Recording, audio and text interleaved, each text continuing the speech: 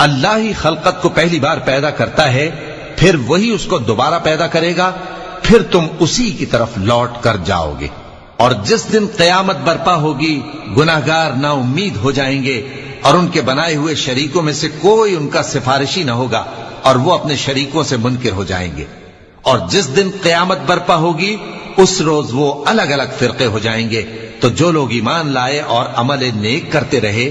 وہ بہشت کے باغ میں خوشحال ہوں گے، اور جنہوں نے کفر کیا اور ہماری آیتوں اور آخرت کی پیشی کو جھٹلایا وہ عذاب میں گرفتار کر کے لائے جائیں گے۔ تو جس وقت شام ہو اور جس وقت صبح ہو اللہ کی تسبیح کرو، یعنی نماز پڑھو، اور آسمانوں اور زمین میں اسی کی تعریف ہے، اور تیسرے پہر بھی اور جب دوپہر ہو اس وقت بھی نماز پڑھا کرو۔ وہی زندہ کو مردے سے نکالتا ہے اور وہی مردے کو زندہ سے نکالتا ہے، اور وہی زمین کو اس کے مرنے کے بعد زندہ کرتا ہے، اور اسی طرح تم دوبارہ زمین میں سے نکالے جاؤ گے۔